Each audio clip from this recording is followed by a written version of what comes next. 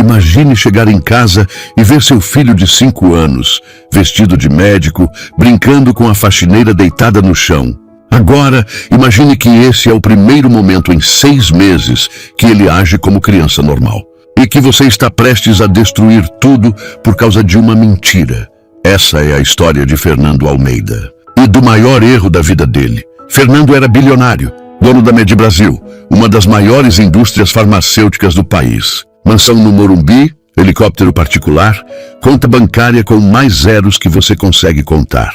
Mas no dia em que ele chegou em casa e viu aquela cena, o filho dele, Gustavo, de joelhos no chão, com um estetoscópio de brinquedo encostado no peito da empregada doméstica, dizendo: "Vou te curar, mamãe", Fernando entendeu uma coisa. Dinheiro não compra o que realmente importa. Mas vamos voltar 6 meses, porque essa história começa no asfalto da Marginal Pinheiros. Era uma sexta à noite. Fernando estava voltando de Nova York, negociação milionária fechada. Antes da história, inscreva-se no nosso canal. Nós damos vida às lembranças e vozes que nunca tiveram espaço, mas que carregam a sabedoria de uma vida inteira. O celular tocou quando ele desembarcou em Guarulhos. Era o hospital. A esposa dele, Mariana, tinha sofrido um acidente. Batida frontal. Carro destruído. Ela não resistiu e faleceu. Gustavo estava no banco de trás. 5 anos. Cabelo escuro, olhos grandes, bochechas ainda de bebê. Fisicamente, saiu sem um arranhão. Mas por dentro, alguma coisa faleceu junto com a mãe. Naquele dia, Gustavo parou de falar. Simplesmente parou. Como se alguém tivesse arrancado as pilhas dele. Fernando tentou conversar, nada. Tentou brincar, nada. O menino olhava para o vazio, sem expressão, sem reação. Os médicos vieram. Primeiro pediatra, depois neurologista, depois psiquiatra infantil. Ressonância, exames, testes, avaliações. Até que chegou o diagnóstico. Autismo severo de grau 3. Quem deu o veredito foi a doutora Patrícia Nogueira. Médica renomada, consultora da Med Brasil, amiga pessoal de Fernando há mais de 10 anos. Ela olhou para ele com aquela expressão séria, cheia de pena e disse: "Fernando, o trauma do acidente revelou o autismo que já estava latente. Gustavo vai precisar de cuidados intensivos pelo resto da vida." O diagnóstico é complicado. Fernando sentiu o mundo desabar. Autismo severo, mas o menino era esperto. Falava, brincava e imitava super-heróis. Como assim? Patrícia explicou que era comum o autismo aparecer após eventos traumáticos. Que o cérebro da criança, sob estresse extremo, revelava disfunções que antes estavam mascaradas. Tudo muito técnico, tudo muito convincente e completamente falso. Mas Fernando não sabia disso ainda. Começou a maratona. Fonoaudiologia 3 vezes por semana. Terapia ABA todos os dias. Remédios controlados. Sessões particulares com especialistas que cobravam R$5.000 a hora. Tudo documentado. Tudo supervisionado pela doutora Patrícia. Nada funcionava. Gustavo continuava mudo. Gritava quando tocavam nele. Evitava contato visual. Passava horas sentado no mesmo lugar, balançando o corpo para frente e para trás. A mansão virou um hospital silencioso. Funcionários pediam demissão. Os que ficavam mantinham distância do menino. Fernando caminhava pelos corredores à noite, ouvindo apenas o próprio eco e o silêncio pesado do filho. Ele se culpava. Quantas vezes Mariana pediu para ele viajar menos? Quantos aniversários ele perdeu por causa de reunião? Quantas noites ele chegou tarde demais para dar boa noite pro filho? "Você está construindo o futuro dele", ele dizia para Mariana. Que futuro? O futuro era esse. Um menino trancado dentro de si mesmo. E um pai rico que não conseguia comprar um abraço do próprio filho. 7 meses depois do acidente, chegou Joana Ribeiro. Joana tinha 36 anos. Cabelo preso num coque simples, sem maquiagem, roupa discreta. Se apresentou como empregada doméstica, precisando urgente de trabalho. Aceitou o salário sem negociar. Começou no dia seguinte. O que Fernando não sabia é que Joana estava usando nome falso. Nome verdadeiro, Joana Carvalho Ribeiro. Ex-enfermeira. Já trabalhou em UTI neonatal no Hospital São Luís. Profissional exemplar até o dia em que acusaram ela de negligência. Um bebê prematuro morreu no plantão dela. A família processou. A investigação foi rápida e superficial. A culpa caiu em Joana. Ela perdeu o registro profissional. Perdeu o emprego. Perdeu a guarda da filha, Laura, que foi morar com o ex-marido no interior. Perdeu tudo. E quem estava na comissão que investigou o caso? Doutora Patrícia Nogueira. Ela assinou o parecer técnico que destruiu a carreira de Joana. Mas Joana não sabia que estava trabalhando na casa do melhor amigo da mulher que arruinou a vida dela. Coincidência cruel do destino. Nos primeiros dias, Joana evitou Gustavo. Fazia o trabalho dela, limpeza, arrumação, comida. O menino ficava no canto da sala, mexendo nos mesmos brinquedos, sempre em silêncio. Mas Joana tinha um hábito. Ela cantava enquanto trabalhava. Não era nada elaborado, só músicas antigas que a mãe dela cantava. Boi da Cara Preta, pega essa criança. Aquelas melodias que todo brasileiro conhece. E Gustavo começou a prestar atenção. Na primeira semana, ele aparecia mais vezes quando Joana estava por perto, se escondendo atrás do sofá, observando. Joana fingia que não via. Continuava cantando baixinho, organizando as coisas com calma. Na segunda semana, Gustavo saiu do esconderijo. Ficou parado na porta da cozinha olhando. Joana sorriu de leve, mas não se aproximou. Deixou um copo de suco na mesa e disse, tá aqui se você quiser. E saiu. O copo sumiu. Ela sabia. Na terceira semana, algo mudou. Gustavo começou a seguir Joana pela casa. Não falava, mas ficava perto. Observava como ela dobrava toalhas. Como ela arrumava os brinquedos sempre no mesmo lugar. Como ela respirava fundo antes de começar qualquer tarefa. Calma, previsível, sem pressa. Fernando percebia. E ficava incomodado. Não era ciúme. Era inveja. O filho dele, que não olhava para ele fazia meses, estava grudado na empregada. A ironia era dolorosa. Na quarta semana, aconteceu algo que Fernando jamais esqueceria. Era uma quinta tarde. Fernando chegou mais cedo do escritório, cansado, querendo só tomar um banho. Entrou pela porta dos fundos, silencioso, e ouviu vozes na sala. Não, uma voz. A voz do filho dele. Fernando congelou, caminhou devagar até a porta da sala e viu a cena. Joana estava deitada no chão, de costas, olhos fechados, braços ao lado do corpo. Gustavo estava de joelhos ao lado dela, vestindo um jaleco branco de brinquedo, aqueles de fantasia de Halloween. Ele segurava um estetoscópio de plástico. Encostou no peito dela. Ficou ouvindo, concentrado, sério como um médico de verdade. Então disse com voz clara, você está doente. Mas eu vou te curar, mamãe. Igual você me curou. Joana abriu os olhos.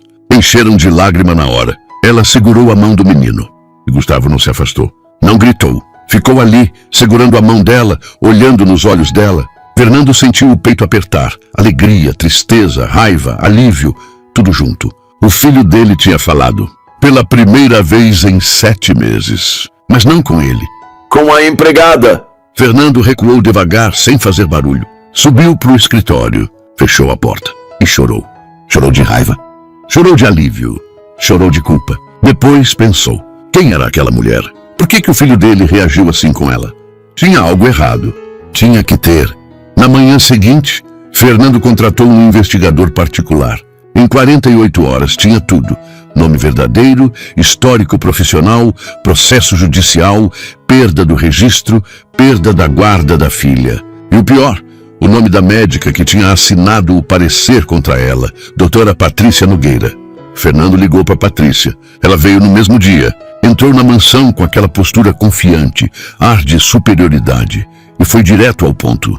Você está me dizendo que contratou essa mulher sem checar o passado dela? Eu não sabia.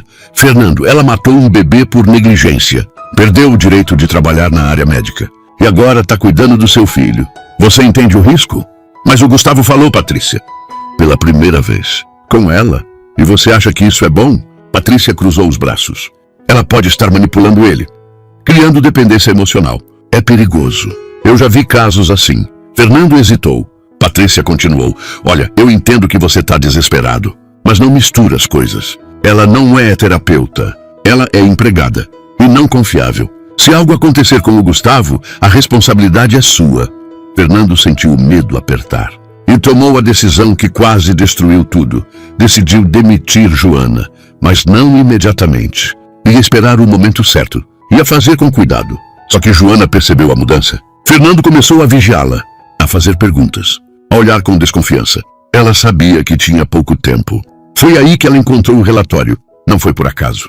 Joana estava arrumando o escritório de Fernando quando viu uma pasta médica antiga meio escondida atrás de livros na estante. Curiosa e desconfiada por natureza depois de tudo que passou, ela abriu. Dentro, um relatório médico completo.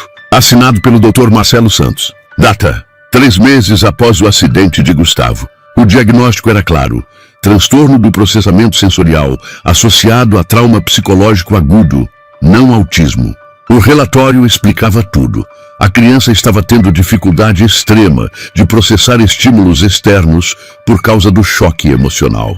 Precisava de ambiente calmo, rotina previsível, toque suave, paciência. O prognóstico: excelente, com tratamento adequado. Recuperação completa esperada em 6 a 12 meses.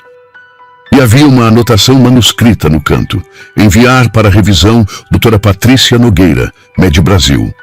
Joana sentiu o sangue gelar. Ela conhecia aquele nome. Conhecia bem. Patrícia tinha recebido esse relatório e escondeu. Mudou o diagnóstico para autismo severo. Condenou o menino a anos de tratamento errado, medicação desnecessária, sofrimento evitável. Por quê? Joana pensou rápido e entendeu. A Med Brasil fabricava medicamentos para autismo. Tratamentos caros, de longo prazo. Um paciente como Gustavo, filho do dono da empresa, seria o caso modelo perfeito. Publicações, estudos, marketing. Até o filho do dono usa nossos produtos. Era tudo sobre dinheiro. E controle. Joana tirou foto do relatório com o celular. Guardou tudo como estava.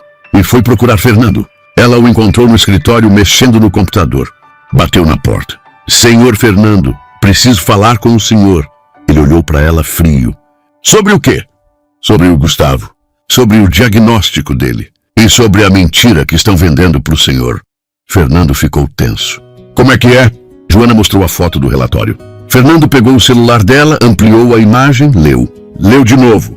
A expressão dele mudou. Confusão, raiva, incredulidade. De onde você tirou isso? Do seu escritório. Estava escondido na estante. Você estava fuçando nas minhas coisas? Eu estava limpando. E encontrei. O senhor pode me demitir se quiser. Mas antes leia direito e pensa.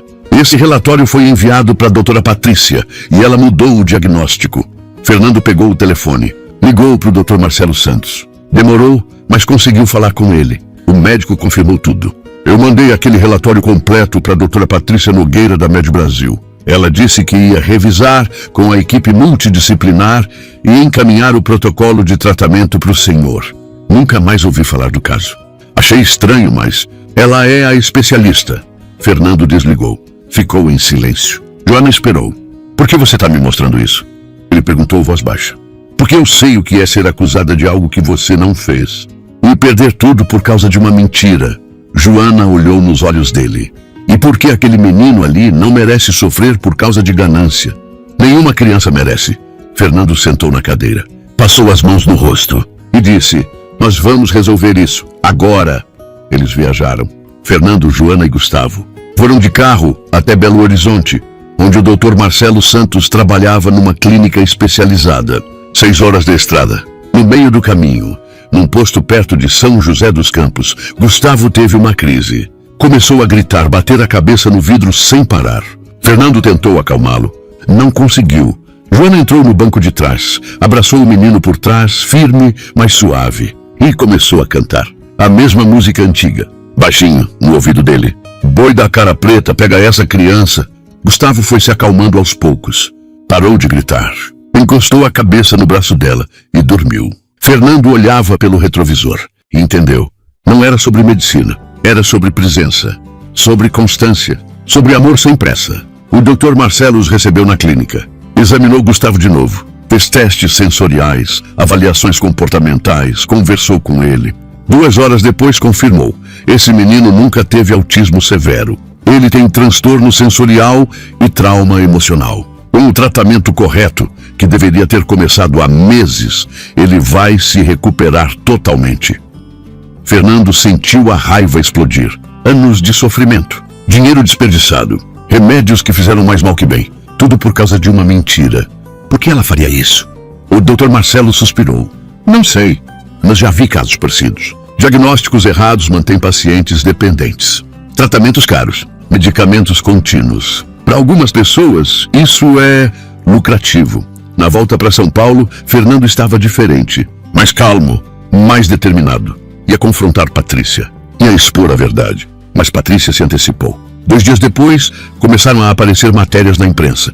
Em Empregada com passado duvidoso, cuida de criança vulnerável. Vídeos antigos de Joana no hospital, editados para parecer negligente. Reportagens distorcendo os fatos. E o conselho tutelar foi acionado. Não por ordem judicial, mas por denúncia anônima preocupada. Eles vieram na mansão, entrevistaram Fernando, viram Gustavo e disseram que, por precaução, Joana deveria ser afastada temporariamente até conclusão das investigações. Protocolo padrão. Joana saiu sem resistir. Pegou as coisas dela. Olhou para Gustavo. Ele estava no canto da sala, abraçado no estetoscópio de brinquedo. Eu volto, ela disse. Prometo.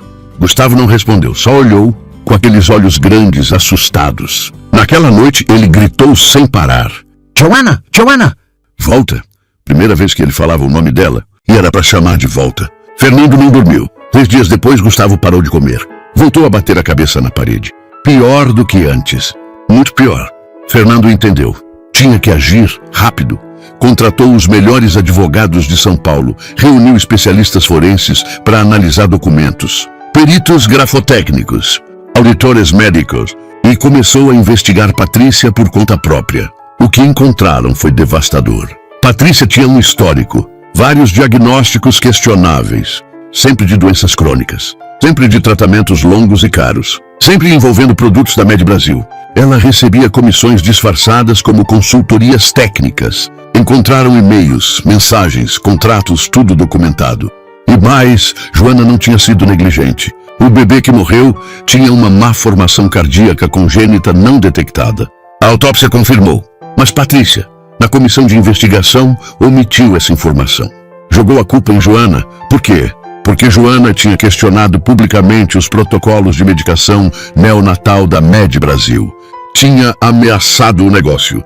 Era vingança, pura e simples. Fernando reuniu tudo e foi direto para a imprensa. Não a imprensa que Patrícia controlava, a imprensa investigativa, aquela que não tem medo de rico. O caso explodiu. Médica renomada manipulava diagnósticos para favorecer a indústria farmacêutica. Crianças foram medicadas desnecessariamente. Vidas foram destruídas. Ex-pacientes de Patrícia apareceram. Famílias inteiras. Crianças que foram diagnosticadas com doenças que não tinham. Tratamentos que duraram anos sem necessidade. O Conselho Regional de Medicina abriu processo. O Ministério Público também.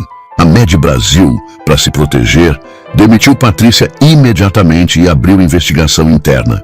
O caso foi a julgamento. Patrícia tentou se defender, mas as provas eram incontestáveis. E-mails, relatórios alterados, pagamentos suspeitos, testemunhos. O juiz a condenou por fraude médica, falsificação de documentos e manipulação profissional. Cassação do registro. Prisão de 8 anos. Multa de 5 milhões de reais. Joana foi completamente inocentada. O CRM reabriu o caso do bebê. A autópsia foi reanalisada. Conclusão: morte por causa natural não detectável em exames pré-natais. Joana não teve culpa nenhuma. Ela recuperou o registro profissional e a guarda compartilhada da filha. 2 semanas depois, Joana voltou para a mansão. Gustavo estava no quarto, deitado na cama, olhando para o teto. Ouviu passos. Virou a cabeça. Joana estava na porta, sorrindo. Gustavo levantou de um pulo, correu, se jogou nos braços dela e perguntou, voz trêmula: "Você voltou? De verdade?" Joana abraçou ele forte. "Voltei, para sempre." Fernando se aproximou.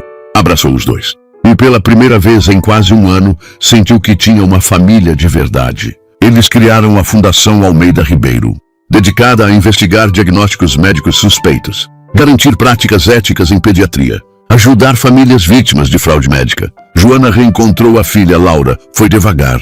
Almoços no parque, cinema aos sábados. Aos poucos, o vínculo se reconstruiu. Laura começou a visitar a mansão, brincava com Gustavo, ajudava ele com exercícios sensoriais. Os dois viraram melhores amigos. A mansão, antes silenciosa e fria, virou um lar de verdade. Risadas, barulho, música, vida. Fernando se afastou parcialmente da Med Brasil.